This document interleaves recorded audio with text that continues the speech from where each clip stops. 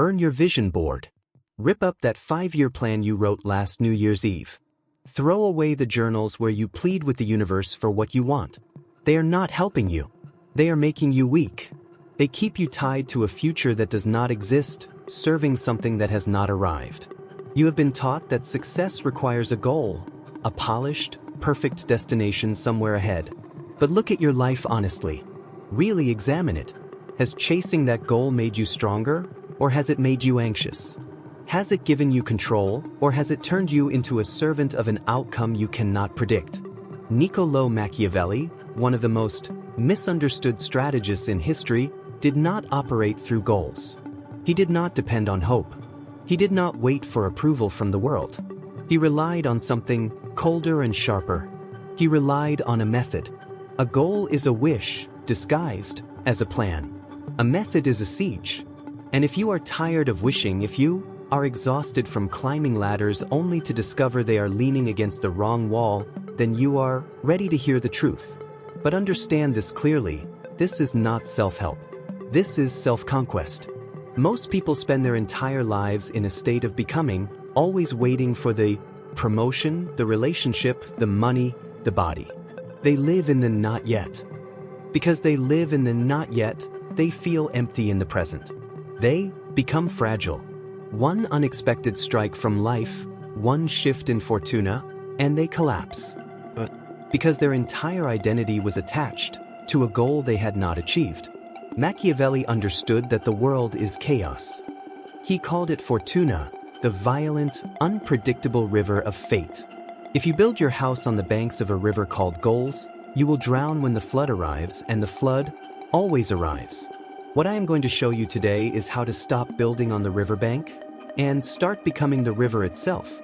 I will explain how to replace the fragile idea of goals with the unbreakable Machiavellian concept of positioning.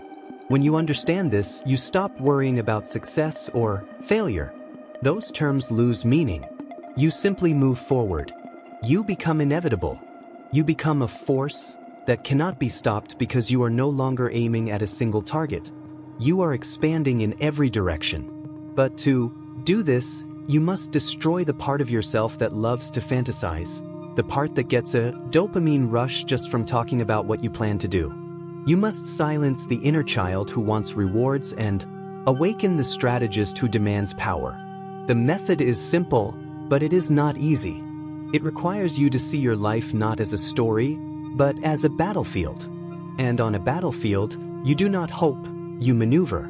Let us begin. Why do you set goals? Ask yourself, honestly, why do you write statements like, I want to make $1 million, or I want to be happy? It is because you are in pain. You are dissatisfied with your current reality. So you invent a future fantasy to escape it. The goal is not a map. It is a painkiller. It numbs you to the fact that, right now, you are not who you want to be. Machiavelli rejected hope. He viewed it as a weakness. In The Prince, he implies that trusting time to solve your problems is the behavior of a fool. He wrote that people often deceive themselves by imagining the world as they want it to be instead of seeing it as it truly is. When you obsess over a goal, you develop tunnel vision. You stare so intensely at the mountain peak that you fail to notice the cliff directly beneath your feet. You become rigid, and in nature, rigid things break. Think about the last time you failed music to reach a major goal. What happened? You collapsed. You felt worthless. You felt like an imposter. Because you placed your entire self-worth on an outcome you could not control. Music, you handed your power over to the future. Machiavelli offers a different approach. Virtue is not virtue in the moral sense. It is not about being good. It is about being effective. It means skill, power, adaptability, and relentless competence. A Machiavellian does not say, I want to be rich. That is passive desire. A Machiavellian says, I will acquire persuasive skill. I will understand how capital moves, and I will position myself where money must pass through me. Do you see the difference? The first is a wish. The second reshapes reality at a structural level. The goal setter depends on luck. I hope this works. The strategist depends on necessita. When you eliminate your goals, music, you are not quitting. You are becoming serious. You examine your life and ask, where are the leverage points? Where am I weak? Where am I losing energy? Who is blocking my path? This is the shift from dreamer to architect. The dreamer watches the sky. The architect studies the foundation. And right now, your foundation is breaking because you are too focused on looking up. Stop staring at the horizon. Look at your feet. Look at your hands. What can you control right now? What system can you build today that makes the outcome unavoidable? Machiavelli teaches us that results are often beyond our control. Fortuna turns her wheel regardless. But preparation, the structure, the strategy, that belongs to you. And if your strategy is sound, even a negative result cannot break you. You adjust. You recalibrate. You move forward. This is the first step to becoming untouchable. You must detach from the destination and commit fully to the process. We live in a noisy age. Everyone announces their moves. I'm starting a business. I'm going to the gym. I'm working on a new project. You post it online. You tell your friends. You look for approval before you've taken the first real step. Machiavelli would call this self-sabotage. He used the metaphor of the lion and the fox. The lion is powerful and scares the wolves, but it walks straight into traps. The fox is weak, but it recognizes danger. To be effective, you must be both. But when it comes to ambition, you must act as the fox.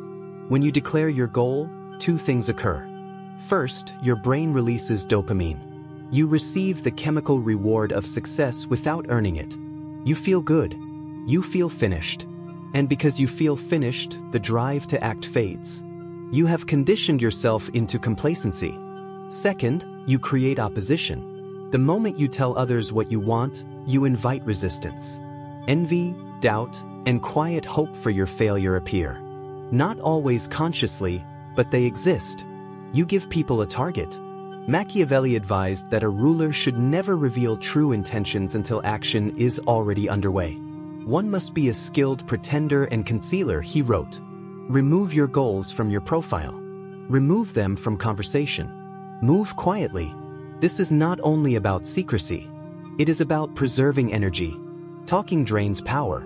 Action creates it. Imagine you are building a weapon. Do you describe it openly? Do you share the design? You build it unseen. You assemble it carefully. And the world only notices when it is complete. Operate the same way. Instead of a goal, adopt a private agenda. A goal is external, I want a promotion. A private agenda is internal, I will become essential to decision makers, collect leverage, and apply pressure when timing favors me. Feel the difference. The goal asks. The agenda plans. When you operate with a private agenda, your posture changes. In meetings, you are not desperate to be noticed. You are watching. You are measuring. You understand something others do not. You are engaged in a game they do not realize has begun. This creates a quiet presence. People sense restrained power. It unsettles them. It earns respect. They don't know why you appear confident, because you never explained yourself. That uncertainty works in your favor. Stop asking for praise for unfinished work. Starve the ego. Feed the shadow. Let results be the only signal you send.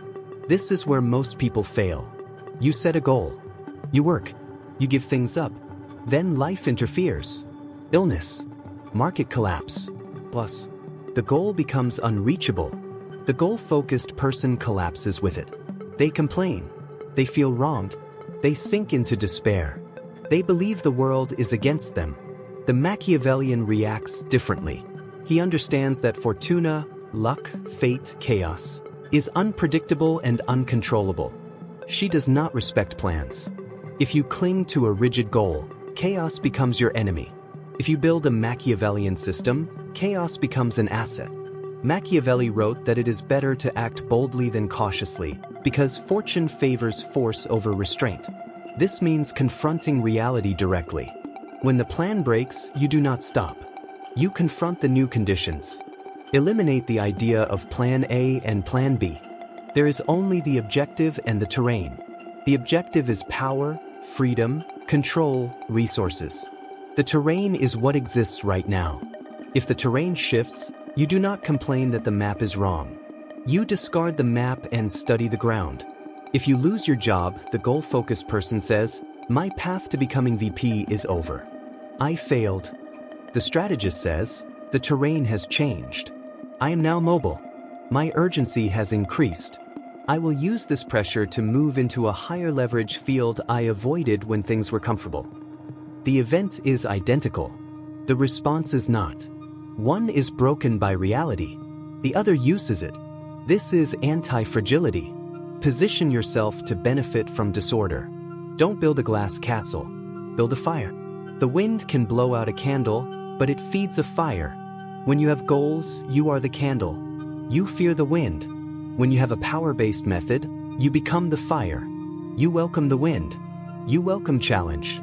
You welcome disorder because you understand it will only make you burn hotter and consume more. Ask yourself honestly, if I lost everything tomorrow, would I know what to do?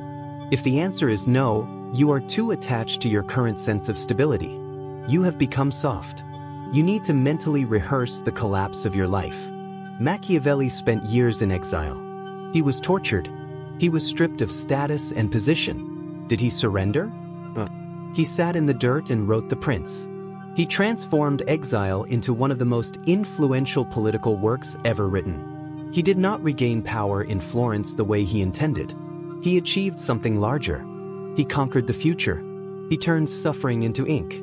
What are you doing with your suffering? Are you allowing it to decay inside you, or are you using it as material? We are constantly told to love ourselves, to practice self-care, to be gentle with our flaws. And while rest has its place, weakness does not. Machiavelli posed a famous question. Is it better to be loved or feared? His answer was clear. Being both is ideal, but if one must choose, it is safer to be feared than loved. Apply this inward. Do you love yourself? Most likely. You let yourself sleep late. You allow poor food choices. You skip work when you don't feel motivated. That is self-love. And that kind of love produces mediocrity. You need to fear yourself. Fear the version of you that avoids effort. Fear the side that settles for comfort. Fear the future self who wakes up 5 years from now with nothing to show for it. You must become your own tyrant. This sounds severe. It is. But examine the outcome of gentleness. Look at what excessive softness has produced. Weak bodies, unfocused minds, fragile emotions. A Machiavellian ruler brings order to chaos. You are the ruler of your own mind, yet right now your mind is in revolt. Your impulses are rioting. They crave comfort and cheap pleasure. If you try to love them into obedience, they will mock you. You must suppress the rebellion. Remove the goal of losing weight. Replace it with the law of physical sovereignty. A sovereign does not negotiate with terrorists, and your cravings are terrorists. They are holding your potential hostage. When you develop internal fear, deep respect for your own standards, you stop relying on external motivation.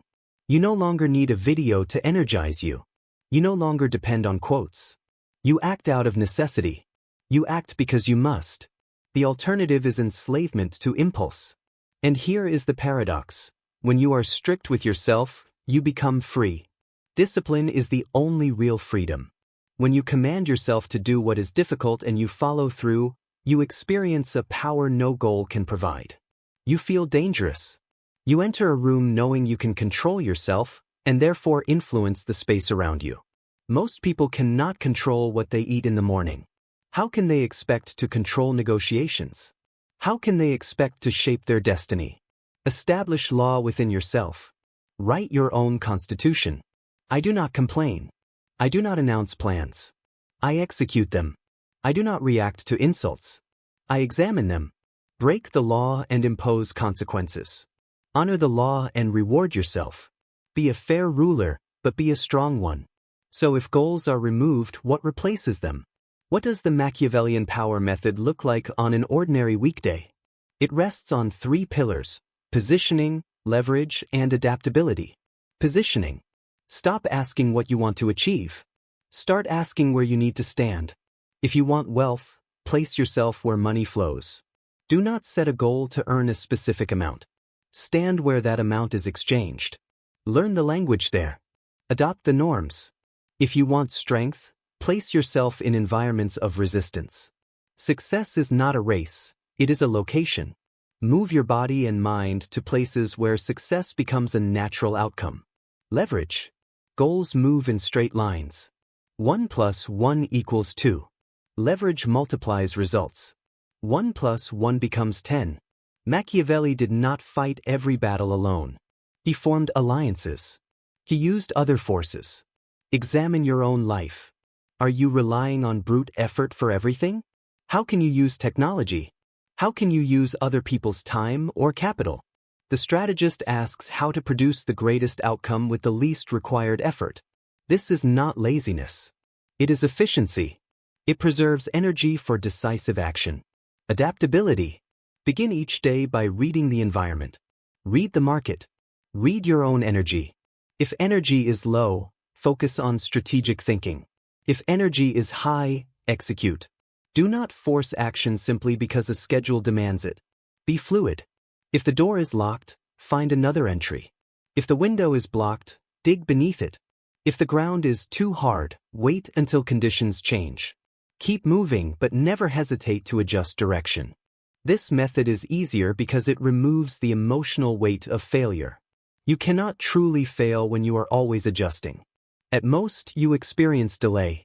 And to a strategist, delay is simply time used to sharpen the blade. When you remove fixed goals and adopt this approach, something changes in your gaze. You stop appearing desperate. You no longer look like someone chasing endlessly. Instead, you look like someone who already possesses direction. People are naturally drawn to certainty. In a world full of anxious goal chasers, the individual with a system holds the advantage. You become the calm center of the chaos, steady, composed, and observant. While others are loudly stressing over their 5-year plans, you are quietly laying foundations for something designed to last 50 years. You stop getting lost in fantasies about the future and start focusing on control in the present moment. Every action turns into a deliberate act of authority. Every silence becomes a calculated move. Every setback transforms into a lesson in structure, forcing you to measure and adjust your next angle of approach. This is the Machiavellian path.